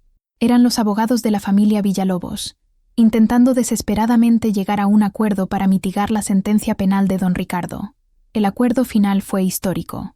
Primero, el ingenio reconoció la propiedad de las 12 familias fundadoras sobre sus casas y tierras. Los títulos de propiedad serían transferidos inmediatamente. Mi casa, oficialmente, era mía. Segundo, se estableció un fondo de compensación multimillonario para pagar todas las horas extras, bonos y salarios no pagados, retroactivamente, a todos los trabajadores y extrabajadores, o sus herederos, que pudieran probar su tiempo de servicio. El cuaderno de Mateo y nuestro nuevo cuaderno de quejas se convirtieron en documentos cruciales en este proceso. Tercero, se formó un nuevo sindicato, verdaderamente representativo de los trabajadores. Pedro fue elegido su primer presidente. Se establecieron nuevas reglas de seguridad, nuevos contratos de trabajo y un canal directo para quejas. Don Ricardo, a cambio de su cooperación, evitó la pena máxima de prisión, pero fue condenado a varios años de arresto domiciliario. Perdió el control del ingenio y fue obligado a pagar multas cuantiosas. Su era de poder había terminado, no con un estruendo, sino con el arrastrar de plumas en documentos legales. El día que recibí la escritura de mi casa, lloré. Lloré por mí, por Mateo, por mi padre. Lloré por todas las generaciones que vivieron y murieron bajo la sombra de la incertidumbre. Sostuve ese papel en mis manos, y era más valioso que cualquier oro. Era la prueba de nuestra victoria. Era el acta de nacimiento de nuestra libertad. La transición no fue fácil. La esperanza tuvo que aprender a caminar por sus propios medios, sin la figura del patrón benevolente y tiránico. El administrador judicial era un hombre justo, pero burocrático. El nuevo sindicato, liderado por Pedro, tuvo que aprender a negociar, a luchar por cláusulas contractuales, a lidiar con la complejidad de la gestión. Hubo errores, hubo discusiones, hubo momentos en que la vieja desconfianza amenazó con resurgir, pero algo había cambiado para siempre. Ahora, los problemas se resolvían en asambleas, con votos y debates, no con órdenes venidas de arriba. La gente aprendió a usar su propia voz. Continué en mi cocina, pero mi papel en la comunidad se había transformado. Ya no era solo la cocinera, era doña Lupita, la matriarca de la revolución silenciosa. La gente venía a mí en busca de consejo, para mediar disputas, o simplemente para tomar un café y conversar. Mi pequeña casa de paredes azules se convirtió en un puerto seguro, un lugar de encuentro. Javier terminó la universidad y, para sorpresa de nadie, se convirtió en un abogado especializado en derechos laborales. No se fue a un gran despacho en la capital. Abrió una pequeña oficina en La Esperanza, para garantizar que nunca más nadie en nuestro pueblo tuviera sus derechos ignorados por falta de conocimiento o de representación. Sofía floreció, libre del miedo constante a perder su trabajo. Se convirtió en una de las voces más activas en el nuevo sindicato, defendiendo los derechos de las mujeres en la línea de empaque. Vi a mi hija transformarse en una líder, y mi corazón se llenó de un orgullo que apenas cabía en mí. Elena, mi primera aliada, se involucró en la política local, y algunos años después fue elegida para el Consejo Municipal, la primera mujer de nuestro pueblo en ocupar un cargo político. La vida en La Esperanza no se convirtió en un paraíso de la noche a la mañana. La pobreza todavía era una realidad. El trabajo en los cañaverales seguía siendo duro, pero la dignidad había sido restaurada. Las casas fueron reformadas, pintadas de colores vivos. Pequeños negocios comenzaron a surgir, ya no dependientes del almacén del ingenio. Un sentido de propiedad y orgullo se apoderó del lugar. Un día, sentada en mi porche, observando a los niños jugar en la calle ahora pavimentada, reflexioné sobre el viaje. Recordé aquella tarde en la fría oficina de don Ricardo. El miedo, la humillación, parecía haber sucedido en otra vida, a otra mujer. La mujer que era antes, la Lupita silenciosa, había dado paso a alguien que apenas reconocía, pero que me gustaba mucho más.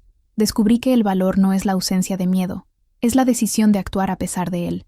Descubrí que una sola voz, cuando dice la verdad, puede despertar un coro, y que el silencio, cuando se usa de forma colectiva y deliberada, puede ser el arma más poderosa de todas. Mi historia no es una historia de heroísmo, es una historia de gente común, que junta, decidió que ya era suficiente. Es la prueba de que el cambio no comienza con grandes gestos, sino con un pequeño no, dicho en el lugar correcto, en el momento correcto. Y a veces, ese no se susurra en el corazón de una abuela, en la cocina de un ingenio azucarero, bajo el cálido sol de Veracruz. La nueva realidad en La Esperanza se asentaba como el polvo después del paso de un vendaval. El ingenio, bajo la nueva administración y con la vigilancia del sindicato, se convirtió en un lugar más justo. Las máquinas viejas fueron reemplazadas, se distribuyeron equipos de seguridad y, por primera vez en la historia, se instaló un reloj checador, garantizando que cada minuto trabajado fuera un minuto pagado. Para muchas familias, el dinero de la compensación fue un cambio de vida. Se pagaron deudas. Las casas, ahora legalmente suyas, fueron ampliadas. Los hijos fueron enviados a mejores escuelas. Vi el fruto de nuestra lucha florecer en las sonrisas de los niños que ahora tenían zapatos nuevos y útiles escolares completos. Yo misma usé parte del dinero que recibí en nombre de Mateo para reformar mi casa. Pinté las paredes con un azul más vivo, cambié el techo viejo y, lo más importante, construí un pequeño anexo en la parte trasera. Allí, Javier montó su primera oficina de abogados. Era una habitación sencilla, con un escritorio, 2 sillas y un estante lleno de libros de derecho. Pero para nosotros, era un palacio de justicia. Verlo trabajar allí, ayudando a nuestros vecinos a entender sus derechos, a redactar contratos, a resolver pequeñas disputas, era la mayor recompensa que podría tener. No cobraba a quienes no podían pagar, aceptando a cambio una gallina, un saco de frijoles o simplemente un gracias. Estaba devolviendo a la comunidad que lo apoyó, cerrando el ciclo que comenzamos juntos. Hubo, por supuesto, quienes miraron los cambios con resentimiento.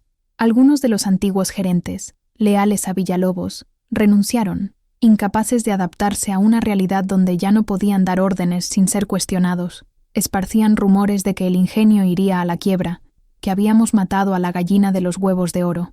Pero con cada zafra exitosa, con cada balance financiero positivo, sus palabras perdían fuerza. Un día, el doctor Morales vino a visitarnos, trayendo noticias de la capital. Don Ricardo, cumpliendo su arresto domiciliario, había sufrido un derrame cerebral. Estaba confinado a una silla de ruedas, incapaz de hablar. Su fortuna, dilapidada por multas y procesos, ahora era administrada por sus hijos, quienes no tenían interés en el ingenio y solo querían vender su participación lo más rápido posible. La noticia no me trajo alegría, solo una profunda sensación de que la justicia, a veces, tiene caminos irónicos. Él, que usó la voz para intimidar y el poder para oprimir, terminó sus días en silencio e impotencia. La ironía mayor, sin embargo, llegó algunos meses después.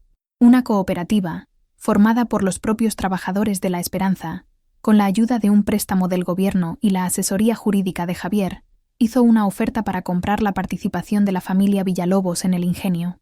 La idea, que al principio parecía un sueño imposible, ganó fuerza. Las familias invirtieron parte del dinero de la compensación. El sindicato movilizó apoyo. Y, después de meses de negociación, sucedió lo impensable. Los trabajadores, los hijos y nietos de los hombres y mujeres que construyeron ese lugar con sudor y sacrificio, se convirtieron en sus dueños. El Ingenio San Juan ahora era el Ingenio Cooperativo La Esperanza. El nombre, por sí solo, contaba toda nuestra historia. La primera Asamblea General del Ingenio Cooperativo La Esperanza se llevó a cabo en la plaza principal, en el mismo lugar donde habíamos hecho nuestra protesta silenciosa. Esta vez, no había escenario ni discursos ensayados. La gente se sentó en círculo, y la agenda fue la elección del primer consejo administrativo. Pedro fue elegido presidente, por aclamación. Sofía fue escogida para encargarse de la tesorería. Otros trabajadores, ingenieros y administradores que se quedaron y abrazaron el cambio, fueron elegidos para otros cargos. Era un consejo formado por gente de la tierra, que conocía cada engranaje de la máquina y cada palmo del cañaveral. Me pidieron que dijera algunas palabras. Yo, que pasé toda la vida en silencio, ahora era invitada a hablar a toda mi comunidad. Subí al kiosco, ya no un escenario de poder, sino un punto de encuentro. Miré los rostros frente a mí. Vi a Inés, sonriendo, con sus bisnietos en el regazo. Vi a Elena, ahora una figura respetada, tomando el acta de la reunión. Vi a Carmen y a su sobrina Isabel, ya no viviendo con miedo. Vi a los hombres del depósito, ahora dueños de su propio destino. Y vi a mi nieto, Javier, mirándome con un orgullo que era un espejo del mío. No soy buena para los discursos, comencé, con la voz un poco temblorosa. Mi lenguaje siempre ha sido el de la comida, del sazón, del cuidado, pero hoy, mirándolos a ustedes, veo el resultado de la mejor receta que he ayudado a preparar. Una receta que llevó muchos ingredientes, una pizca de valor, una taza de miedo, muchas cucharadas de paciencia y una medida enorme de unión. ¿Recuerdan cómo vivíamos? Con la cabeza gacha, con miedo de pedir, con vergüenza de quejarnos.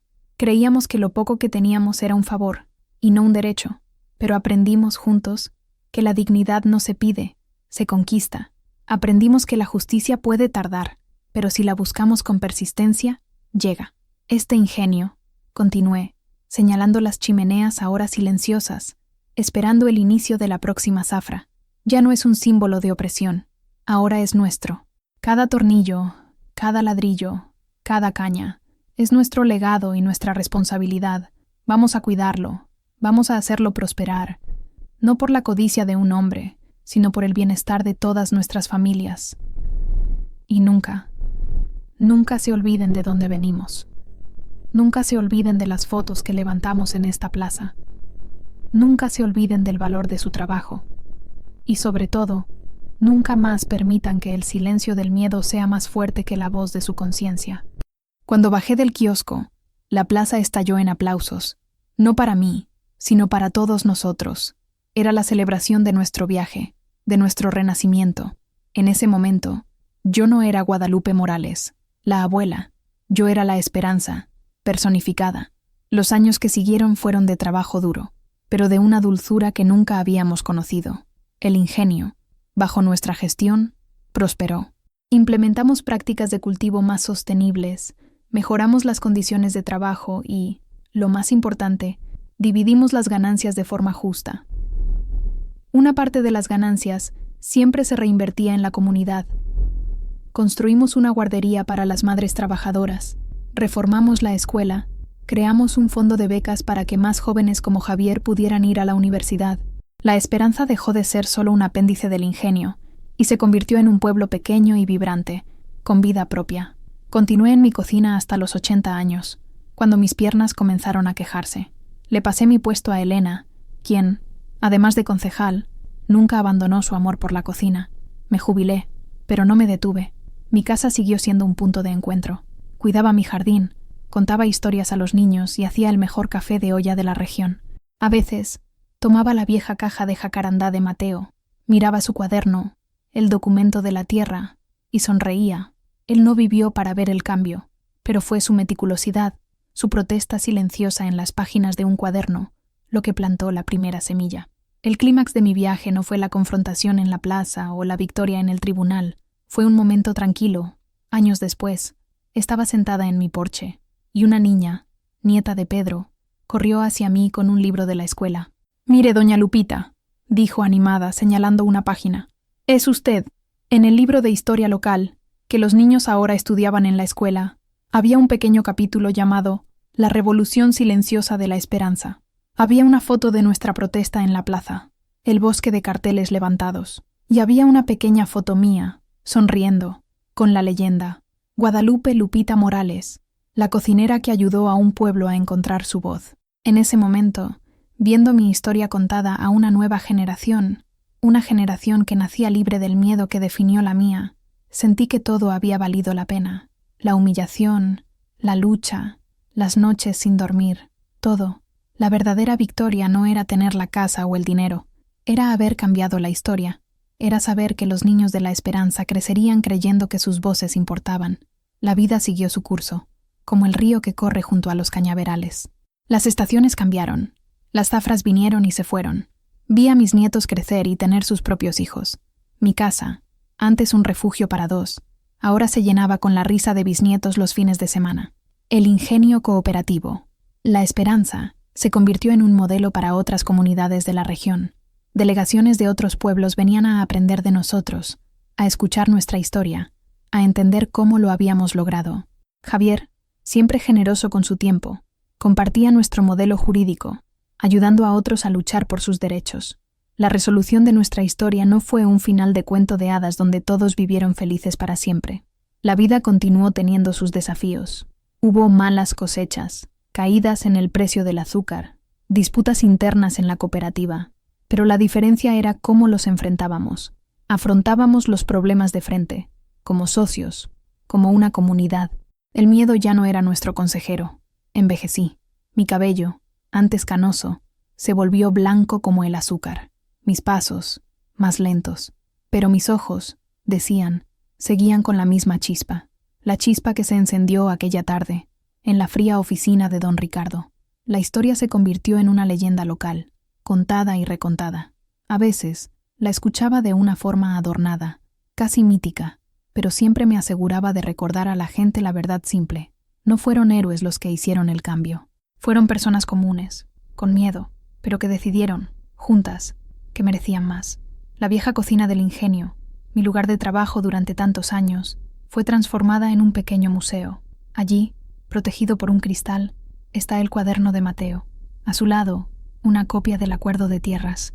Y en la pared, las fotos que levantamos en la plaza, un memorial permanente a nuestra lucha silenciosa. A veces, voy hasta allí. Me quedo mirando la caligrafía de mi esposo y pienso en cómo las semillas que plantamos en la oscuridad pueden generar los árboles más fuertes. Hoy, sentada en mi mecedora, en el porche de mi casa, la casa que es verdaderamente mía, siento una paz profunda. El aire de la tarde es dulce, no con el olor opresivo de la melaza de antes, sino con el aroma de las flores de mi jardín y del pastel que se hornea en el horno. La historia que viví me enseñó que la vida puede darnos un guión, pero nosotros tenemos el poder de reescribir nuestro papel. Durante 74 años, acepté el papel de personaje secundario silencioso en la historia de otra persona, pero la vida, en su infinita sabiduría, me dio la oportunidad de convertirme en la protagonista de mi propia narrativa. No necesité armas, ni gritos, ni violencia. Mis armas fueron la verdad, la memoria y la unión. Mi campo de batalla fue una cocina, un depósito de azúcar, la plaza de un pequeño pueblo, y mi victoria no fue la derrota de un hombre, sino el despertar de un pueblo. La historia de la esperanza no ha terminado. Continúa escribiéndose cada día, por cada niño que va a la escuela, por cada trabajador que vota en la asamblea, por cada familia que duerme en paz en su propia casa. ¿Y mi historia? Mi historia está aquí, en este momento, en el sonido de mis bisnietos riendo en el patio, en el respeto que veo en los ojos de mis vecinos, en la certeza de que dejaré atrás un mundo un poco más justo que aquel en el que nací. El silencio que me oprimió durante tanto tiempo ahora es un silencio de paz, lleno solo por el suave sonido de la vida. Y es un sonido maravilloso. Contar esta historia, revivir cada paso de este viaje, me hace recordar lo importante que es no dejar que las voces se callen. Mi historia, al final, es la historia de muchas otras personas que aún hoy luchan en silencio. Si lo que has escuchado aquí ha tocado tu corazón, si te ha hecho creer que el cambio es posible, incluso cuando parece demasiado tarde, entonces mi propósito se ha cumplido. Y para que más historias como esta puedan ser escuchadas, para que más voces encuentren su eco, te pido un último gesto. Suscríbete a este canal, deja tu comentario, comparte este viaje con alguien que necesite una chispa de esperanza. Cada gesto de apoyo es como un ladrillo en la construcción de un mundo donde todos tienen el derecho de contar su propia historia. Gracias por escucharme.